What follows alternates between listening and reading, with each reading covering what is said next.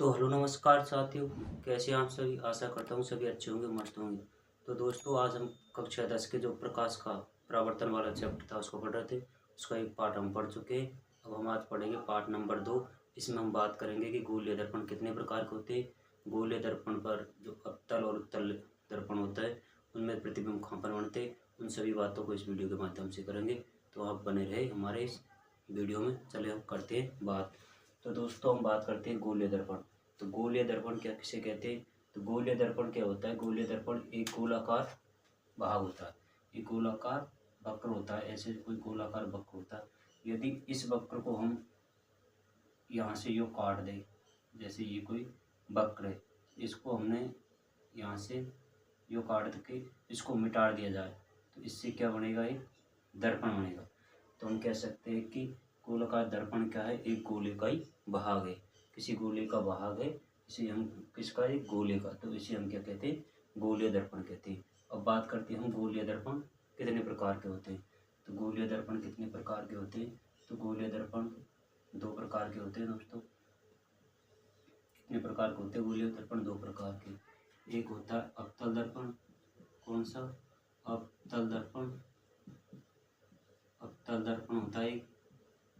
और दूसरा कौन सा होता है, दूसरा होता है उत्तल दर्पण। कौन सा होता है, उत्तल दर्पण। कौन सा, उत्तल दर्पण। उत्तल दर्पण। जो अवतल दर्पण होते हैं उसे हम अभिसारी दर्पण भी कहते हैं। कौन सा दर्पण कहते हैं, अभिसारी दर्पण। अभिसारी दर्पण।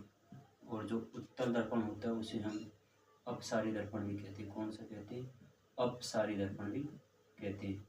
तो गोलीय दर्पण कितने प्रकार के होते हैं। तो गोलीय दर्पण दो प्रकार के होते हैं, एक उत्तल दर्पण, दूसरा अवतल दर्पण।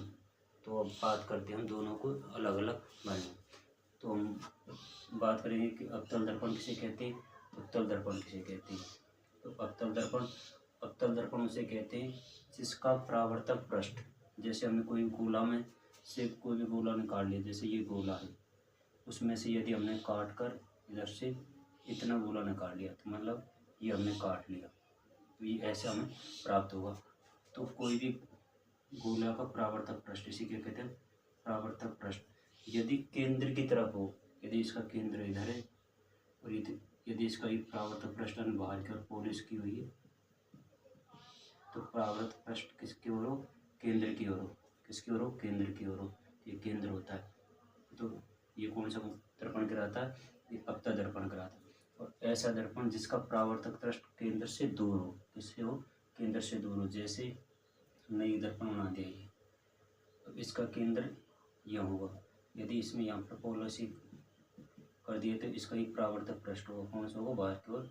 तो जिसका परावर्तक पृष्ठ केंद्र से क्या हो, दूर हो, तो उसे हम कौन सा दर्पण कहते हैं, उसे हम उत्तल दर्पण कहते हैं। जिसका परावर्तक पृष्ठ केंद्र की ओर हो उसे अवतल दर्पण कहते हैं, और जिसका परावर्तक पृष्ठ केंद्र से दूर हो उसे हम क्या कहते हैं, उत्तल दर्पण कहते हैं। अब हम बात करते हैं इन दर्पणों में महत्वपूर्ण जो बिंदु आते हैं उन्हें क्या कहते हैं, कि त्रिज्या किसे कहते हैं, फोकस दूरी किसे कहते हैं, उन सभी के बारे में हम बात करते हैं। तो इनको हम रफ कर देते हैं।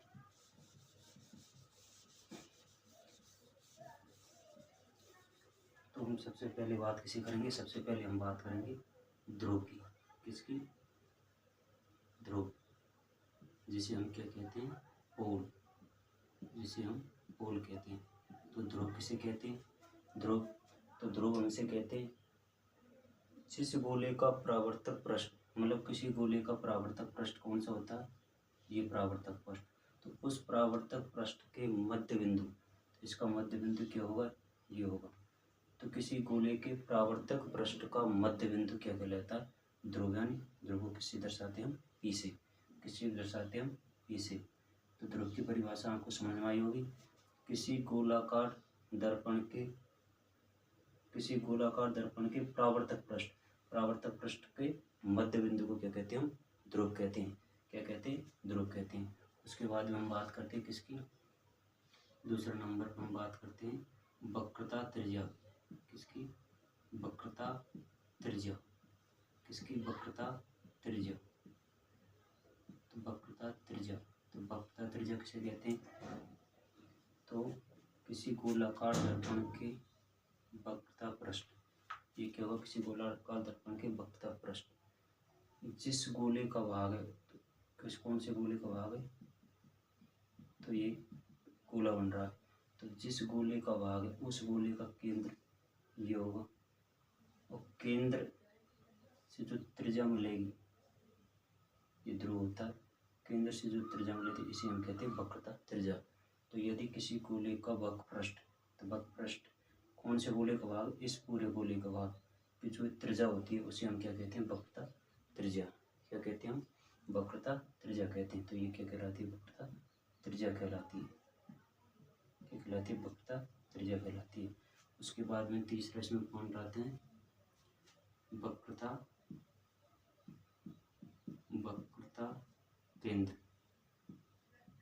वक्रता केंद्र, तो वक्रता केंद्र किसे कहते हैं हम, किसी गोलाकार दर्पण का वक्रता पृष्ठ, ये वक्रता पृष्ठ है, किसी गोलाकार दर्पण का, तो दर्पण के ऐसे कोई दर्पण इसमें से काट के हमने बनाया, तो इस गोलाकार दर्पण के वक्रता पृष्ठ का केंद्र, मतलब ये दर्पण का जो केंद्र होता है यहाँ पर होता है, तो उस जो केंद्र होता है इसे हम क्या कहते हैं, वक्रता केंद्र। क्या कहते हैं इसे, हमें वक्रता केंद्र, इसे हमें सी से डिनोट करते हैं, तो इसे हम क्या कहते हैं, वक्रता केंद्र कहते हैं।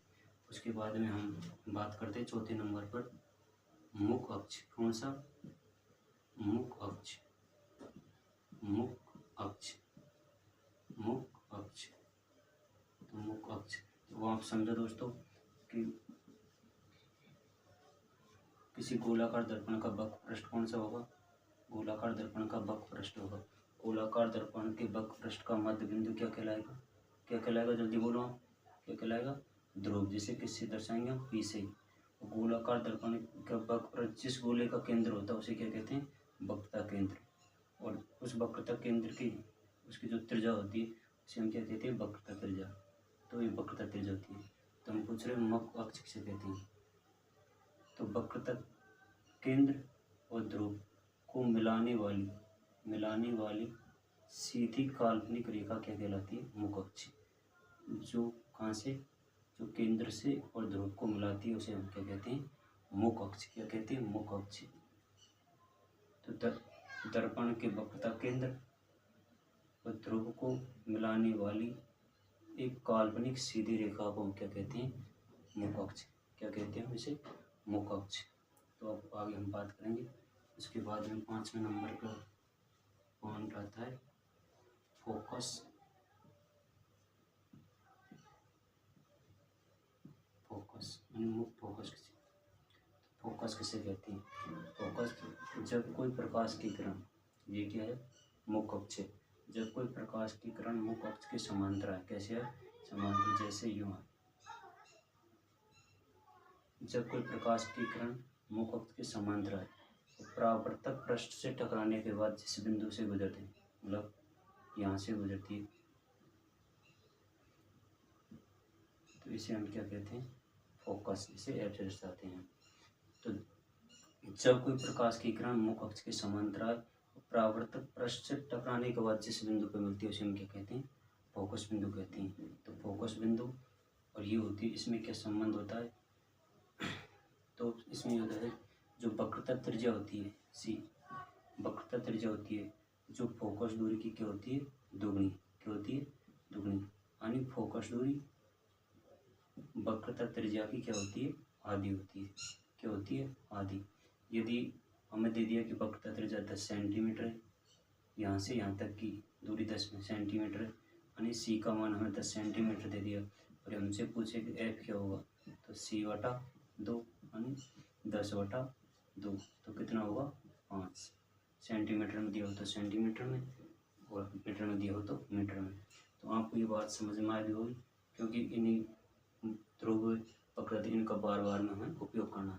तो चलो हम करते हैं प्रतिबिंब का निर्माण कैसे होता है। तो हम सबसे पहले समझेंगे अवतल दर्पण में प्रतिबिंब का निर्माण।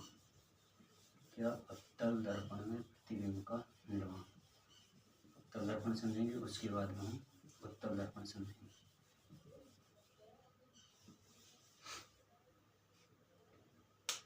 हेडिंग डालो, अवतल दर्पण में प्रतिबिंब का निर्माण।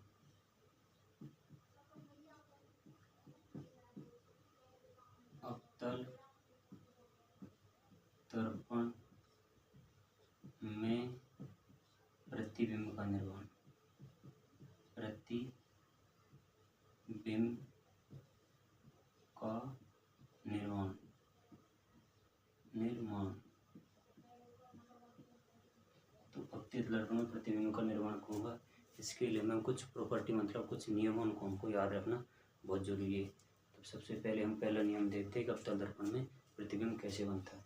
तो पहले नियम हम बात करेंगे आपसे, जैसे यह है परावर्तक पृष्ठ, उसके यहाँ पर क्या होता है ध्रुवण पोल, इसके जस्ट यहाँ पर ये मुख्य अक्ष होता है, यहाँ पर ये सी होता है, इसके बीच में फोकस एफ होता है।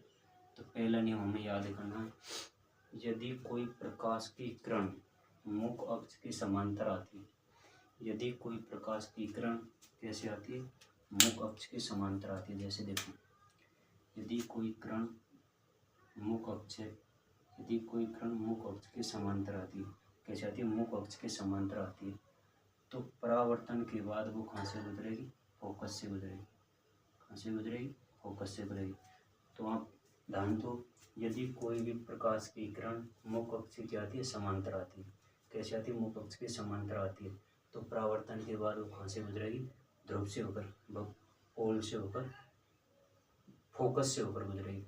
यदि कोई प्रकाश किरण मुख्य अक्ष के समांतर आती है तो परावर्तन के बाद फोकस से होकर गुजरेगी। तो कहाँ से होकर गुजरेगी फोकस से होकर गुजरेगी। तो ये नियम नंबर 1 है। तो आपको समझ में आया होगा। पहला नियम प्रायोरिटी नहीं है कि जब कोई भी किरण मुख्य अक्ष के समांतर आती है तो परावर्तन के बाद वो कहाँ से गुजरेगी फोकस से गुजरेगी। उसके बाद में हम नियम नंबर 2 देखते हैं। नियम नंबर 2 क्या कहता है, इन दोनों नियम से ही अवतल दर्पण में पूरे प्रतिबिंबों का निर्माण होगा। तो नियम नंबर 2 कहते हैं, ये परावर्तक पृष्ठ है, यहाँ पर ये पोल होता है, ये मुख्य अक्ष है, यहाँ पर ये फोकस होता है और ये यहाँ पर वक्रता केंद्र होता है। दूसरा नियम ये कहता है, जब कोई प्रकाश की किरण फोकस से होकर गुजरे, जब कोई प्रकाश की किरण किससे गुजरे फोकस से होकर गुजरे, जब कोई प्रकाश की किरण फोकस से होकर गुजरती है तो परावर्तन के बाद वो मुख्य अक्ष के क्या हो जाएगी समांतर हो जाएगी। क्या हो जाएगी परावर्तन के बाद मुख्य अक्ष के समांतर हो जाएगी। वो क्या हो जाएगी मुख्य अक्ष के समांतर हो जाएगी। तो परावर्तन के बाद कैसे हो जाएगी मुख्य अक्ष के समांतर। तो नियम नंबर 2 कहता है, जब प्रकाश की किरण फोकस से होकर आती है तो परावर्तन के बाद वो मुख्य अक्ष के समांतर हो जाती है। तो परावर्तन के क्या बाद में वो मुख्य अक्ष के समांतर होकर जाती है। तो नियम नंबर हम 3 देखते हैं। तो नियम नंबर 3 क्या कहता है, तो नियम नंबर 3 कहता है, जैसे ये परावर्तक पृष्ठ, इसमें ये पोल यहाँ से मुख्य अक्ष में काट दे, इसमें ये एफ होता है, ये सी। तो नियम नंबर 3 ये कहता है कि जब कोई प्रकाश की किरण किससे हो रहा है वक्रता केंद्र से हो रहा है वक्रता केंद्र से हो रहा है, तो वह परावर्तन के बाद उसी दिशा में लौट जाएगी। यदि यानी कोई प्रकाश की किरण यदि वक्रता केंद्र से होकर आएगी तो परावर्तन के बाद में परावर्तन के बाद में उसी दिशा में वापस लौट जाती है। जिस दिशा में आई थी उसी दिशा में वापस लौट जाती है। तो आपको दो नियम तीनों नंबर नियम समझ में आए होंगे। एक बार और मैं आपको बताता हूँ। परावर्तन के प्रतिबिंब निर्माण में 3 नियम है। उन्हें देखो। पहला नियम क्या कहता है, देखो दोस्तों, यदि कोई प्रकाश की किरण मुख्य अक्ष के समांतर आती है तो परावर्तन के बाद वो कहाँ से गुजरेगी फोकस से होकर। दूसरा नियम रहता है, यदि कोई प्रकाश की किरण फोकस से होकर आती है तो परावर्तन के बाद वो कहाँ से गुजरेगी तो मुख्य अक्ष के समांतर हो जाएगी। यदि कोई तीसरा नियम कहता है कि जब प्रकाश की किरण वक्रता केंद्र से होकर जाती है तो वापस उसी दिशा में लौट जाती है, यानी वक्रता केंद्र से जाएगी तो वापस उसी दिशा में लौट जाएगी। तो ये गोलीय दर्पण पर अवतल दर्पण पर प्रतिबिंब के निर्माण 3 विधि थी। अब हम याद करते हैं कि पृष्ठों को कहाँ रखने का प्रतिबिंब कहाँ नहीं। चलो हम देखते एक एक करके।